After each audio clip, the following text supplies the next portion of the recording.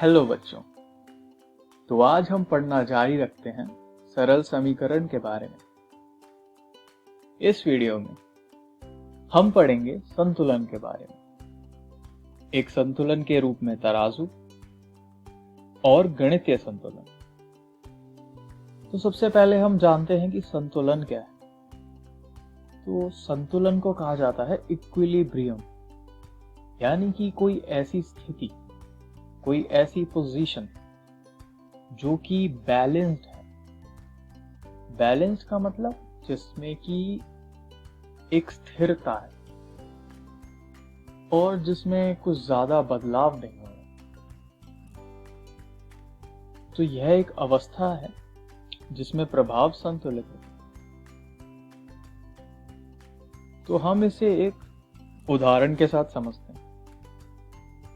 तो जैसे जो चित्र आपके सामने दिया गया है, इसमें एक लड़की ध्यान कर रही है। ध्यान करना भी एक संतुलन का रूप है। इसमें यह कोशिश कर रही है कि इसकी जो सोल और बॉडी है, आत्मा और शरीर, वह दोनों एक हो जाएं, यानी कि इसका दोनों पर काबू हो जाए। यह अपने मन के विचार और शरीर से किए गई गतिविधियों पर काबू रख सके। तो इस प्रोसेस को कहा जाता है ध्यान करना या फिर मेडिटेशन। तो अब हम पढ़ते हैं संतुलन का दूसरा जो जरूरी पॉइंट है कि इसमें कोई समग्र परिवर्तन नहीं हो रहा होता। जब कोई चीज संतुलित होती है तो उसमें कोई समग्र परिवर्तन नहीं होता। इसका मतलब कि अगर वह बदल रही है और बदलकर कोई नया रूप ले रही, तो वह वापस अपने पुराने रूप में जा सकती है। उदाहरण के तौर पर आप देख सकते हैं कि यहाँ जो पहला ग्लास है उसमें बर्फ पिघलकर पानी बन रही है, और जो दूसरा ग्लास है उसमें वह पानी से वापस बर्फ बन रही है। यह एक प्रोसेस है पानी की, जिसको melting of ice and formation of ice कहा जाता है, फ्रीजिंग ऑफ वाटर। जैसा कि आप इस प्रोसेस के बारे में जानते ही हैं, इसको भी संतुलित कहा जाता है और इसको कहा जाता है प्रतिवर्ती, यानी कि रिवर्सिबल।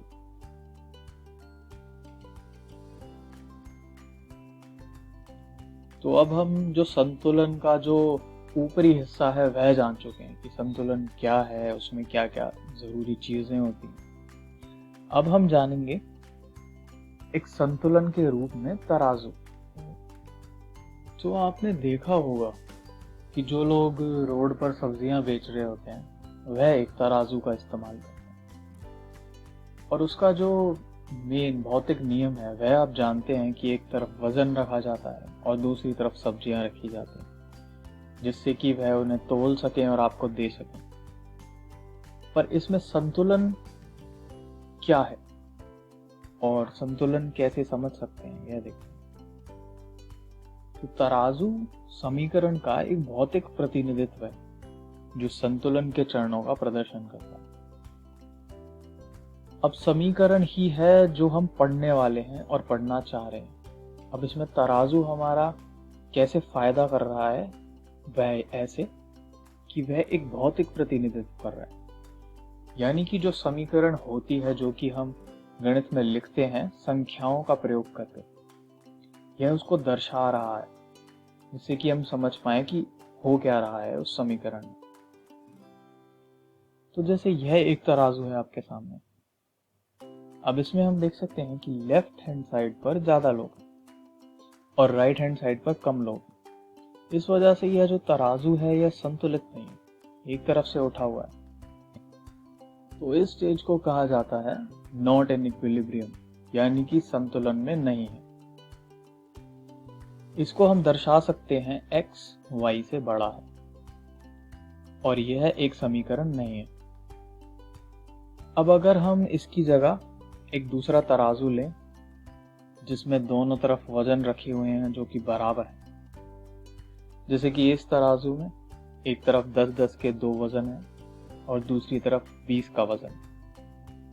तो जैसा कि आप देख सकते हैं कि यह दोनों वजन बराबर हैं और इस वजह से इस तराजू के बीच में यह बराबर का चिन्ह अंकित किया गया। तो इससे हम कह सकते हैं कि x बराबर है y और यह बन जाता है एक समीकरण। तो अब हम पढ़ते हैं गणितीय संतुलन के बारे में। अब गणितीय संतुलन में हम बीजीय अभिव्यक्तियां और संख्याएं इन सब का प्रयोग करेंगे बराबर के चिन्ह के साथ और गणितीय संतुलन बनाते हुए समीकरण स्थापित करेंगे। तो परिभाषा के अनुसार चर के एक विशिष्ट मूल्य के लिए समीकरण संतुलन बनेगी और जब तक चर नहीं बदल जाता तब तक यह संतुलन में रहेगी। तो इसका अर्थ क्या है? इसका यह अर्थ है कि जैसे हमने एक समीकरण को लिखा तो उसमें जब चर का एक विशिष्ट मूल्य, एक स्पेसिफिक वैल्यू रहेगी, केवल तब वह जो समीकरण है वह संतुलन में रहेगा। और जब तक चर नहीं बदल जाता तब तक यह संतुलन में रहेगा। यानी कि जैसे ही हम चर का जो मूल्य है उसको बदलते हैं तो जो समीकरण है वह संतुलन से बाहर हो जाएगा और वह समीकरण संतुलित नहीं रहेगा। ऑल्सो वह समीकरण भी नहीं रहेगा, क्योंकि समीकरण सिर्फ तभी बना रह सकता है, तभी बनता है जब वह संतुलित हो। अब हम एक समीकरण लिखते हैं जैसे कि 1 + x = 4। तो यहां पर अगर हम x की वैल्यू 3 रखें तो हम देख सकते हैं कि 1 + 3 = 4, यानी 4 बराबर है 4 के। तो इससे हम कह सकते हैं कि जो समीकरण हमारे सामने है 1 + x = 4 वह संतुलित है और वह समीकरण स्थापित होती है। पर अगर हम इसका चर बदल दें, यानी कि 3 पर यह संतुलित थी तो 3 की जगह अगर हम कुछ और रखते हैं जैसे कि 2, तो इससे हमें क्या मिलेगा? 1 + 2 = 4 और 3 ≠ 4, 3 4 के बराबर नहीं है।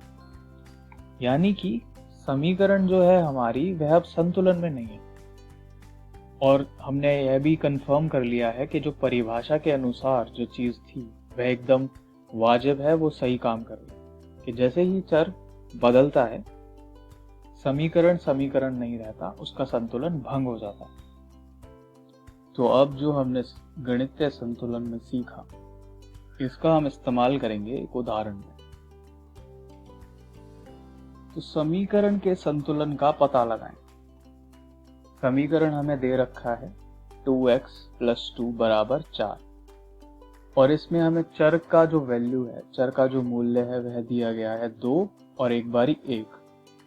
तो हमें दोनों बार चर का मूल्य डालकर यह देखना है कि जो हमारे सामने समीकरण है वह संतुलित है कि नहीं। सबसे पहले x = 2, x का मूल्य हमने समीकरण में डाला जिससे हमें मिला 4 + 2 = 4। तो 6 ≠ 4। जैसा कि हम जानते हैं 6 4 से बड़ा है। क्योंकि यहाँ पर जो बराबर का निशान है, चिन्ह है, वह हमने अंकित नहीं किया, इस वजह से यह समीकरण संतुलित नहीं है। तो चर की वैल्यू 2 के लिए यह समीकरण संतुलित नहीं है। अब हम चलते हैं जो दूसरी वैल्यू है चर की, दूसरा मूल्य है उसकी तरफ। तो x = 1। अब हम इसको समीकरण में डालेंगे तो 2 × 1 + 2 = 4। इससे हमें मिला 2 + 2 = 4 और 4 = 4।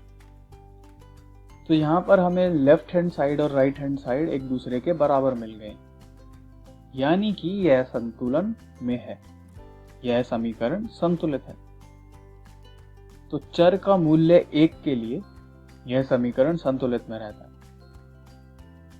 और x = 1 है वह यूनिक वैल्यू। तो बच्चों, इस वीडियो में हमने सीखा संतुलन के संतुलन को हम रोजमर्रा की जिंदगी में कैसे देख सकते हैं कि किस तरह संतुलन अलग अलग चीजों में भी होता है, जैसे कि ध्यान करने में और बर्फ के जमने या पिघलने में। और हमने जाना कि एक संतुलन के रूप में तराजू, वह तराजू जो कई बार सब्जी मंडी में इस्तेमाल किया जाता है, तो वह उसको इस तरह इस्तेमाल करते हैं कि वह एक तरफ वजन रखते हैं और दूसरी तरफ सब्जियां। तो जब वह तराजू जो है संतुलित होता है, उस समय लेफ्ट हैंड साइड पर रखा गया वजन सब्जियों के वजन के बराबर होता है, और उसी से हम यह अनुमान लगा सकते हैं कि सब्जियों का मूल्य कितना हो। और हमने जाना गणितीय संतुलन के बारे में कि जो हमने ऊपर से सीखा था कि संतुलन क्या है, तराजू के रूप में कैसे होता है, और बराबर का निशान जो हम इंगित करते हैं, वह सब को हम गणितीय रूप में किस तरह प्रतिनिधित्व कर सकते हैं। अब अगले वीडियो में हम पढ़ेंगे विपरीत दृष्टिकोण। तब तक के लिए धन्यवाद।